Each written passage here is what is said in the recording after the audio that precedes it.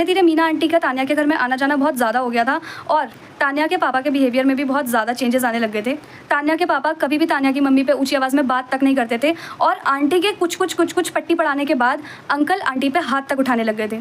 तान्या की मम्मी जो भी अपना दुख सुख होता था वो मीना आंटी को जाके बताती थी और मीना आंटी जिनकी वजह से सब चीज़ें हो रही हैं वो दुनिया में हर जगह जाके उनकी घर की बातें फैलाती रहती थी। इनफैक्ट तान्या की मम्मी को बहुत लोगों ने ये बात तक बोली थी कि उन आंटी को ज़्यादा घर में ना आने दे, उनकी दी हुई कोई चीज़ भी ना खाए। लेकिन क्योंकि आंटी को ऐसा बिलीव नहीं हो रहा था शुरू में इन सब चीज़ों पर, इन सब बातों पर, बट धीरे धीरे जब चीज़ें इतनी ख़राब होने लग गई थी तो आंटी को भी कहीं ना कहीं एक शक जैसा हो गया था, क्योंकि उनके घर में सिर्फ मीना आंटी ही आती थी, उनके अलावा उनके घर में कभी कोई नहीं आता था। ऐसी एक दिन तान्या की मम्मी घर पे नहीं थी और उस बीच मीना आंटी तान्या के घर आई हुई थी। अब उस टाइम तान्या दूसरे रूम में थी, लेकिन क्योंकि दीवारों के भी कान होते हैं तो तान्या ने काफ़ी बातें सुन ली, जिसमें आंटी ने अंकल को इतनी बातें बोली, इतनी ज़्यादा उनके दिमाग को मैनिपुलेट करने वाली बातें, और जो उन्होंने बोला अब वो मैं तुम लोगों को बताऊँगी नेक्स्ट पार्ट में, तो तब तक बने रहो।